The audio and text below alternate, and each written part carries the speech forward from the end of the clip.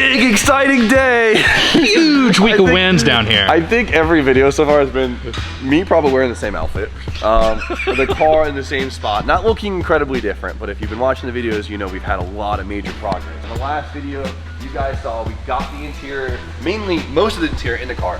We're still waiting on the passenger side seat rail, and I gotta get the link dash in the car, and probably the doors on too, and it'll complete the look. Disregard the red and disregard the pink front wheels because those aren't staying. Those aren't staying. I just literally the only color they have stock. I need those wheels. All right. Now that our bases are set, boom! Today's huge because we finally get to dyno tune the coupe. We're busting ass on this car to get to this point. It's at the point now where once we tune it, we could probably just go drift it. Besides, I gotta finish the second handbrake, secondary, the e-brake, whatever. Finalized the wastegate lines. I did all -3 hard lines because if you do anything else, they usually end up melting. Got the E-fans on yesterday with the shroud. Everything fits amazing, maintains operating temp, everything's good. One last thing we have to do before we go on the dyno. What is that, Austin? Boost leak test. Boost leak test. I wanted to show this because it's something that I feel like it's commonly forgotten. I'll be honest, we forgot too, because sometimes you just bolt everything up, you assume everything's perfect, but you never know. If you have a boost leak, well, there's two problems, right? One, you're gonna have less impressive results, which sucks. We all wanna see as much power as we can get out of our engine setup as we can, and we don't want to see a laggier turbo, less power, overspin the turbo, something like that, right? Especially if we're making big power, big boost, it could really cause some issues. And on top of that, if you fix that boost leak after you get tuned, you're probably gonna have to get tuned again, and tunes aren't cheap. It's inconvenient to go find your tuner because tuners never responds. You gotta wait 3 weeks to get back on that, and it sucks, all right? Do this beforehand. So, simple one, I literally just get a PCV cap, bike valve, and I just put my turbo up and I just inflate it with air. Even if your car's NA, you should do this. It's just good practice. It's nice to usually have a gauge on here so we can see how much pressure our system's holding, but if we have a big ass boost leak, we're gonna know pretty quickly. So we're gonna take this and just, I mean, you could watch the coupler inflate here. Oh, we got a small one over here. You see that? Now, will that make or break us? Probably not, but especially if you have a MAF, if you have a mass airflow sensor and you have a boost leak, it's gonna throw everything off, and you're definitely gonna need a tune. So super easy to misalign a clamp. I have that issue, so let's reseat that and we'll be good to go. Clamp was just a little loose.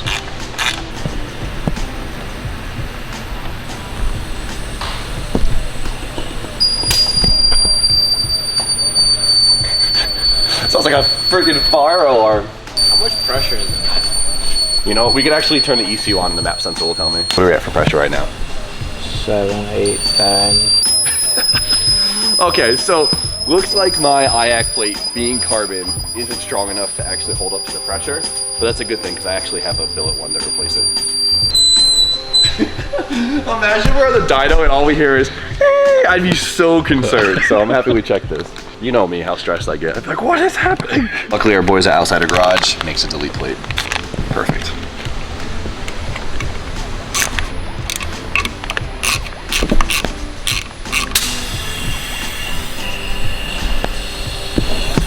What are we at for pressure? 20.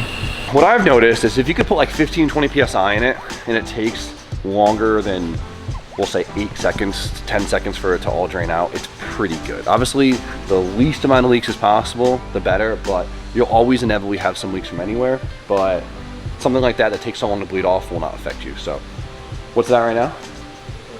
10. So it went down 8 PSI in 15 seconds. I'll take it. You ready for some tuning? Let's push some buttons. Yeah, gotta change my outfit real quick. We're good to go.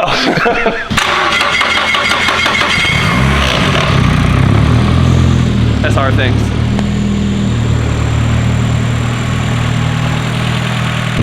All right, before we throw on the dyno, I want to pull it outside and just put it around and make sure everything feels all right. Most guys will street drive their car a little bit before they put on a dyno, so. First drive, here we go. Dude, it's actually rolling outside. Yeah, we should totally drift it just like this.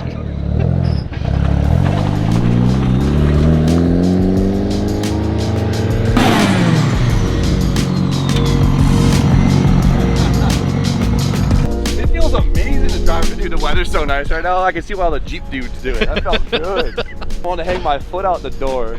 Now imagine it when they're both fully aeroed up and stuff, like, so good.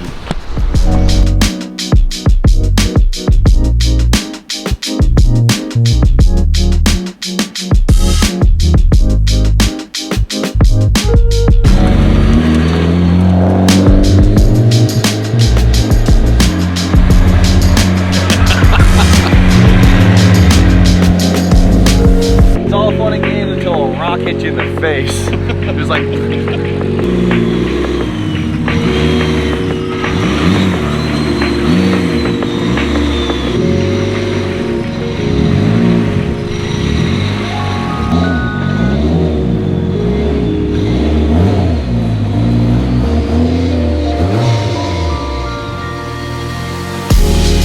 Party time.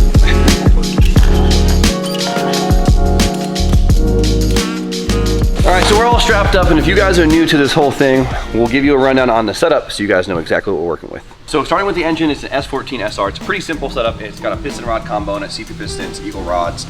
I believe it's just a standard 9-to-1 compression. In the head, we have an upgraded valve train with BC Stage 2 cams, I believe they are. I didn't buy these cams. I think they're BC Stage 2s. On top of that, we have a full D-Works fuel system. We have DW 1500s in it, single 420 pump in the rear, and we'll be running this car in ethanol. Now you guys saw we got our Sunoco E85R, but I wanted to see the difference between our Pump E and our Sunoco E. So we're starting to tune on Pump E. There's only a few gallons in there, so we'll either switch over once we're good or once we run out. We'll see which one happens first, but I'm really excited to see the difference that we see on the dyno from the Pump E to the Sunoco E85R. On top of that, we have an Artec manifold with a Garrett G25 550 with an 8.3 AR, I believe, on this thing. Turbo's a little on the small side, so back pressure is something we have to be wary of. Probably should have went with the 660, but I want this thing to punch really, really hard, and our peak power isn't gonna be ridiculous. I'm aiming for 430, which doesn't sound insane, but it should feel amazing to set up. And any more, we're just gonna be blowing smoke. We're not making this car to be an FD car, so I'm not worried about it. We have our Greddy upper plenum. We're doing E-throttle on this one. We got our Phoenix cooling system, and then of course, it is all powered by Link electronics. Oil pressure, fuel pressure, map sensor, wideband, everything's all Link, and we will be running the car on a Link Fury ECU. ECU we love around here, has always done us really, really well. It's something I'm super familiar with, so as long as there's no complications, this will go pretty smoothly. All right, so our first step to this is we gotta break the engine in as much as we can, right? We don't have time to street drive it for 500 miles to do all that. So what we're gonna do is my eddy current on the dyno to apply a bunch of load on the car, and I'm gonna try and just kind of ramp the car in. Don't put too much boost in it. We just gotta get some load on the top of these pistons so it'll seat them, and then we'll let off on a decel to try and get them to move back up. So we're just trying to basically rock these rings around so they fall into a happy place. Sound good?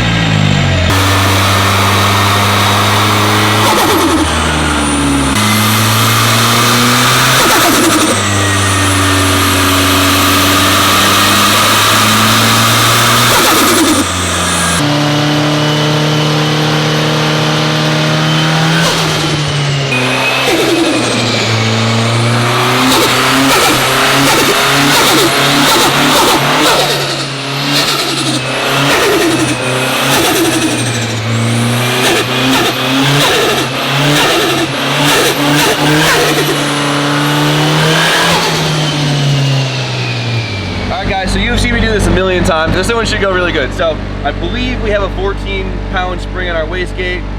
So we're gonna aim for getting the car clean on gate before we try and add more boost until we get to our desirable power level. So my ignition map is something I just kind of put together that I think is around where an SR wants to be, and then we'll use the dyno to clean that up. And then as far as the fueling goes, I was able to get an eyeball of somewhat what it likes from when I was trying to break the engine in. And so what we're gonna do is we're gonna set some pretty good safeties on the Link, because Link has a lot of safety features, so we will do our first pull, and if anything goes out of whack, swings to one way that is dangerous for the engine, it'll cut it and end up per pull early. That makes sense? But we need a baseline to start from there, so let's do our first pull.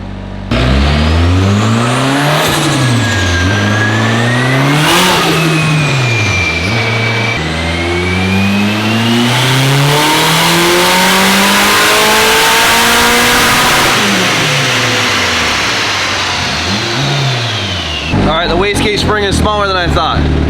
Not good. We have a 12 PSI gate in this thing, unfortunately, so we're gonna have to change that, which blows.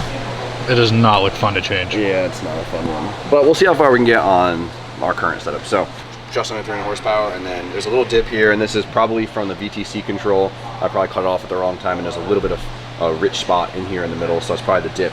But 300 horsepower, 274 pounds of torque at 1210 PSI. That's a pretty good start. I'm gonna do one more pull to clean that up, and then we're gonna slowly turn the boost up until we run out of either gas or wastegate.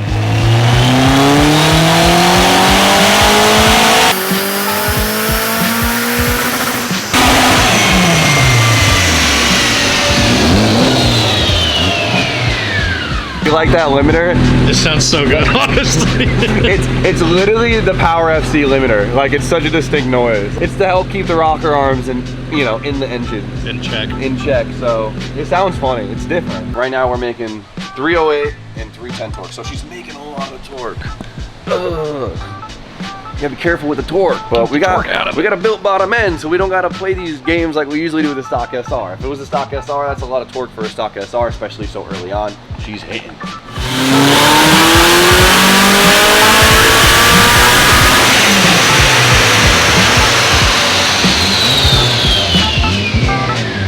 So green is our next pull, right? And look at this big difference in the mid-range here. You see how much power gained right here in this one spot? This is what's so great about the S14, S15 engine. There actually has a variable intake cam, or VCT, VTC. Everyone, some guys say VCT, some say VTC. It's the same. Vehicle cam timing, vehicle timing control, whatever you want to call it. Same thing. Same thing. So when you activate your VTC, what it does is it's changing the angle of your intake cam to tailor more for a lower end response. But if you leave it there, it's gonna hurt your top end response. So you have to shut it off at a certain point. What I had before was I was shutting it off too early. You can see how it comes up and then falls hard. So I left it on for just a little bit longer, and look, it brought all this mid-range back up to us, and it looks like I shut off at the perfect time because it's a nice smooth arch right here. And that's a 25 horsepower difference. VTC, variable timing control, VVTI, whatever you want to do, so good for low ends. Such a good tool. We can't even show Spoon those numbers yet. Not yet. So we're gonna start by adding boost, and I want to do it in smaller increments so then we can make sure the tune is clean for each increment. God forbid we want to throw on different boost numbers at the track, or if something happens, we know that the map doesn't just jump to a higher boost area and we're not cleaning up the in-between. Doing our duty diligence.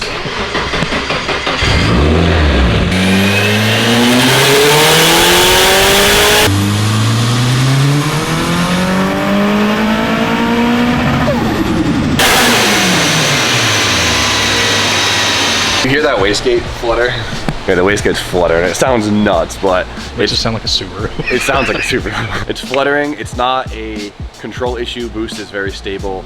All the numbers are very stable. You would see it in the map if it was fluttering. It's just a noise thing. Probably won't sound as fluttery once it's drifting and out of dyno. It sounds kind of funny though, yeah. But it's sick. Power increase up top. Very good. I call this free power. The danger zone is usually here. It's gonna be your peak torque area. Here, our torque is still lower than peak torque, but we're increasing with all this force, but it's steady. And so this isn't I wouldn't call this any less safe than it was before. You know what I mean? I call that free horsepower. We need more power. More boost.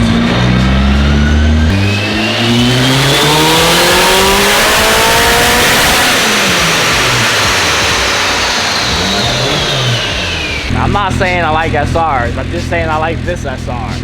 Okay, I'll take that. I'll take that. Damn, that sounds good. What I did this time was I didn't allow the boost to go any higher at peak torque right here, right? What I did was I just ramped the boost out, trying to make this torque curve flat, which is what you can see here. Obviously that accounts to making way more peak horsepower. So we went from making 363 horsepower to making 420 horsepower without changing the torque very dramatically. 8 more foot-pounds of torque, but we're able to gain 60 horsepower. That's a good number. I like that number. Yeah, 420 horsepower. That's fire. I mean, I kind of want to switch it over to the good fuel now. Let's get this pumpy out of here and get our spicy E85R in the tank. Yeah, we got like a gallon in there. Let's get it out.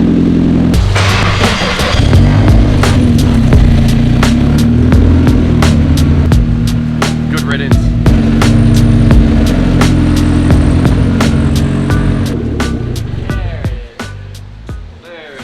That's all she wrote. All right, so besides the spiciness of the fuel itself, one of the best things about actually buying a container of ethanol like this is the fact that you know you're gonna get E85. What sucks about the pump is the ethanol content can be all over the place. It can be anywhere from like E60 to E85 if you're really, really lucky, especially in these parts of our woods. We're gonna test what I just got at the pump this morning versus, well, the E85 that we got from Sunoco. The people need to know. I don't have a pipette, all right, man. Is that a level surface? Shut up. Easy, easy. Ooh. We're good. A little bit more. Splash. Shake it up. Science. Hell yeah. So if you guys ever used one of these before, an ethanol content sensor is really cool because it's literally just a quick chemical reaction. You fill one line up with water, and then the rest it up with the ethanol, and the water will separate the ethanol from the fuel. Is that the Bernese principle? Slowly watch it drop. Yeah. It's like watching paint dry. You guys want to take bets? Come on. Get the wall. Over under. Yeah, come on. Over What do you think? What do you guys? $5 says it's going to be E70. That's what I was thinking. Yeah, that's what I was thinking too. Oh, well, we can't all have the same bet. Whatever. Good number. Play it close. I'll do E68. How about that? So you're under. I'll go under. Come on, man. Trying to make some money. I'll put in 20 bucks and say over, and then we'll split and who's winning. Yeah, whatever, dude. Time to do an integration for a sports betting app like everyone else does. I was right, E68, baby. Someone owes me some money. Am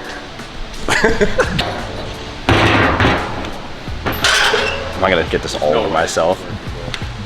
This is not gonna go well. Let's put it in the jug first and then we'll put it.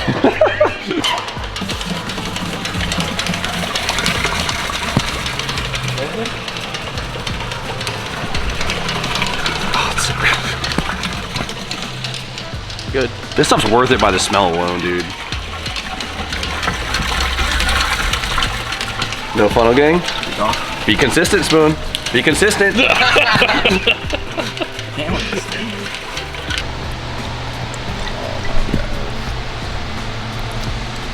It's fine.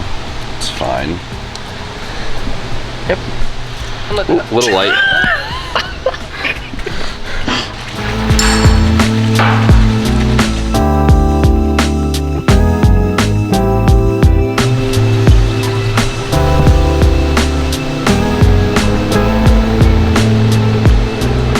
Let's check the content. Look at that. We're at E88.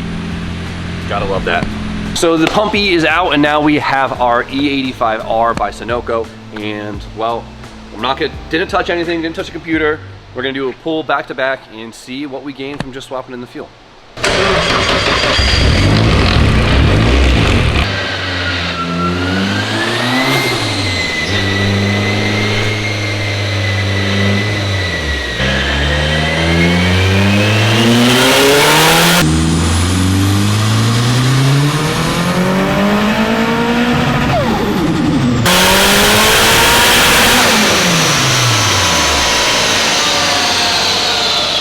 We just did the pull and made a lot more power. Let me make sure the boost didn't increase because that's a lot more power. Okay, it's kind of nuts actually. So peak point was the same boost, and then up top it made half a PSI more. Right here, the boost actually dipped off, so that tells me that our back pressure has changed slightly with this fuel, which is actually kind of crazy. Half a PSI more, and it still picked up a lot of, holy shit. I'm a little, like, I was expecting like a decent amount, but like that's kind of ridiculous. Holy crap. That is the difference real fuel can do. Kind of shook. Let me take this in. That's really good. Holy shit. You get what you pay for, clearly. And for all you tuners out there, I promise on my spoon that I did not touch the timing map. I swear to God. I swear to spoon. All right, I want to do it to my man. So I really wanted to see the difference, and I'm properly impressed. So that being said, I don't want to completely hate on pump ethanol. I think pump ethanol is a great resource for the community. I think it allows people to get into the world of using E85 or E whatever the heck you get. It allows people to lean on their setups harder while also producing a safer result. Especially with these stock, if you get a stock engine, when you're pushing them limits on the pump gas, it is very easy to start detonating and blowing your stuff up, and ethanol allows you to unlock potential of your engine in a safer environment, and we love it. Now, if you have the luxury of getting a high quality, consistent, great smelling race ethanol, I'd always suggest it, and well, I'm really happy we got some. So for now, I have to decide if we should turn the boost up. I haven't killed to. Yeah, on deck. It doesn't have to be in it. Just have it. This already makes more horsepower than the Black Coupe, which is crazy. I like where it's at right now. So let's save this map as our, we'll test on this map, but let's see what else you can do. Come on, why not? But I'm incredibly happy on the gains we got just from fuel with this little 4-cylinder.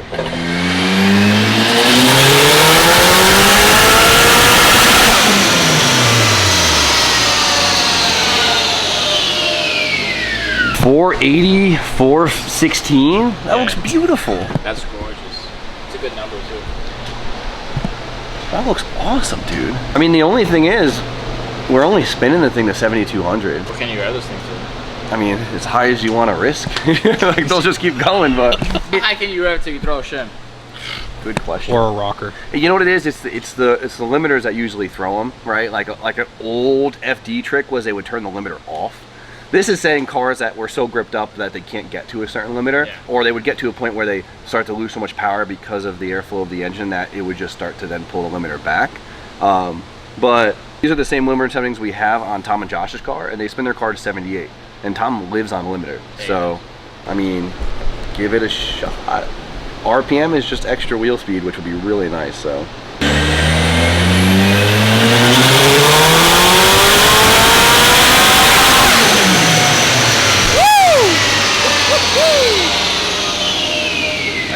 You're standing there, you're like, come on, hit limiter, okay, we're there. Like, that's it. If we go any higher in RPM, so that was 7,800, which is great.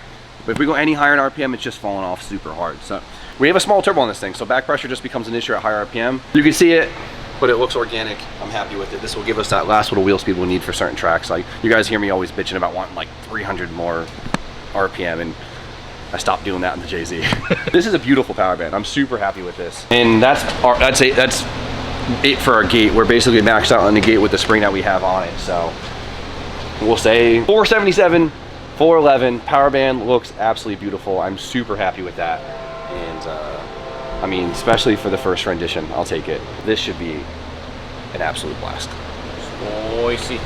All right, so while the boys were eating lunch, I decided to get the tune cleaned up and finalized. And right now, where I have it with the wastegate just maxed out, we have 493 horsepower and 433 foot-pounds of torque. Curve looks beautiful, nice and smooth, hits super hard, the power band is large, revs really high, and the torque curve is flat. Dude, it's incredible, right? I can't decide if I wish I got a 660 versus the G35 550. It's a little small, and that's the reason why it does just kind of fall on itself. If we got the 660, it'd pull off, but would it hit as hard? Who knows? Right now, I'm very happy with what we got. I am mind blown at how much power this car is making on this fuel with the setup. It is doing amazing. The E85R with the extra oxygenation, I can't speak sometimes, it's honestly incredible. And I still think there's some power left in this setup, but we'd have to change the wastegate spring. But for now, let's see how this feels before we try and get greedy with it. So, Spoon, what do we do before we pull a car off the dyno? Make it sing, baby.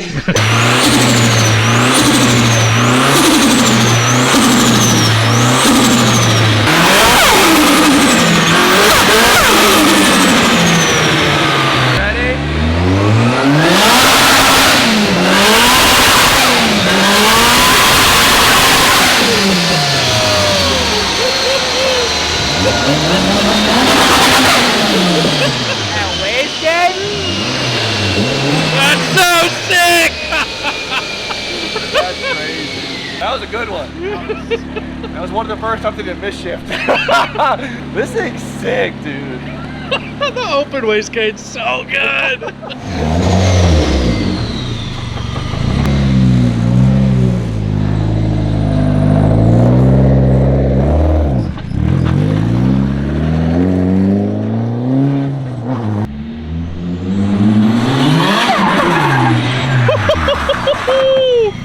Holy shit! I almost pulled a spoon on that one.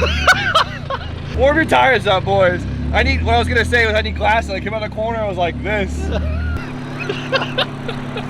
Definitely need a little more acronym too, that's for sure. We got glasses somewhere. Perfect. No more pulls. I'm calling the cops. Sounds sick.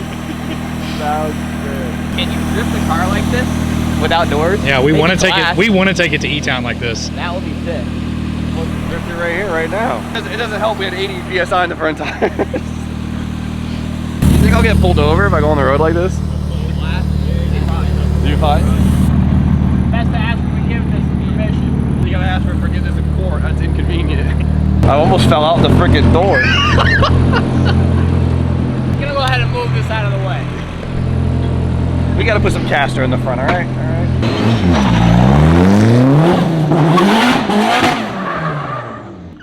What is he doing? Yeah, this thing. It looks so fast. Does it look bad? It looks fast. This sounds crazy. It sounds perfect. I love this. Look at DJ laughing. Dude, this thing is sick as fuck. You feel the weight difference off the front. It looks fast. Yeah, I'm so used to my front end being so like planted and like just kind of predictable. This thing is just like, I don't know, it's like sensitive and like. It's everything you wanted.